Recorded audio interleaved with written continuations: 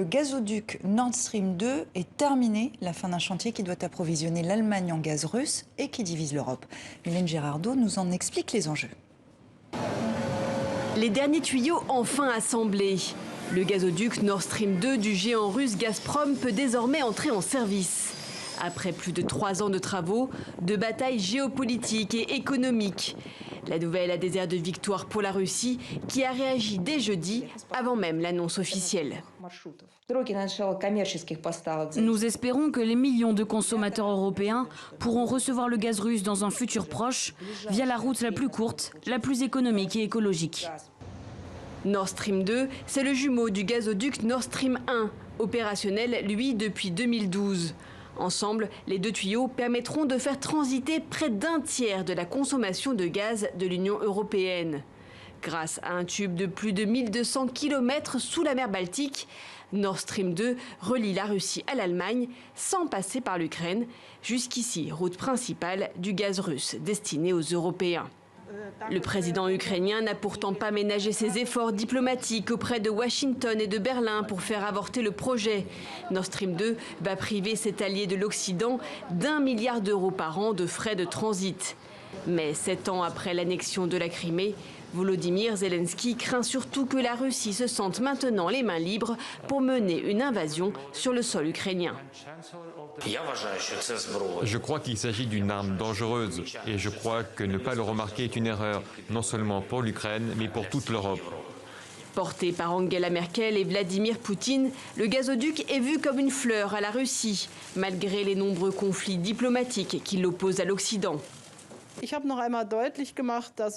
J'ai clairement dit que nous nous soucions du fait que l'Ukraine demeure un pays de transit pour le gaz russe.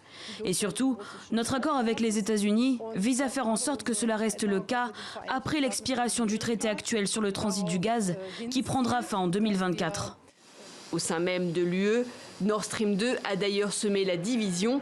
La Pologne et les pays baltes s'inquiètent de voir l'Union pliée face à Moscou. Slimane, la Russie sème la zizanie au sein de l'Union européenne. C'est un coup réussi pour Moscou? Oui, c'est un coup réussi. Cela dit, quand on dit Nord Stream 2, cela veut dire qu'il y a Nord Stream 1 qui est entré en fonction en 2012. Il y a donc déjà un pipe qui amène du gaz par la Baltique. Maintenant, les Russes, c'est sûr qu'il y avait une opposition américaine féroce contre ce Nord Stream 2. D'autant plus que la compagnie qui le construit était dirigée par Gerhard Schröder, l'ancien chancelier. C'est pour ça que pour l'Allemagne, ça aurait été attentatoire à sa dignité, à sa souveraineté, de céder aux pressions américaines. Donc les Américains ont laissé faire.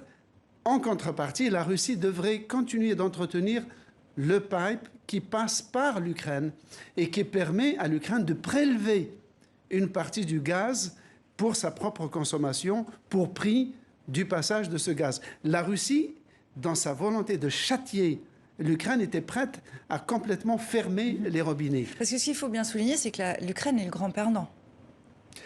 L'Ukraine, en tout cas, est dans une situation absolument intenable. Il y a déjà le tiers sud-est russophone qui est dans la zone d'influence de Moscou et qui s'est autoproclamé comme deux États indépendants. Il y a déjà cela. C'est pour ça que le jeu de Moscou est le suivant. C'est qu'il y a toujours eu ce qu'on appelle les trois sœurs slaves, Biélorussie, Ukraine et Russie. Et elles avaient un statut à part dans les 15 républiques soviétiques. Et Moscou veut agglomérer les deux, quitte à laisser la partie occidentale de l'Ukraine. Merci Slimane pour ce décryptage.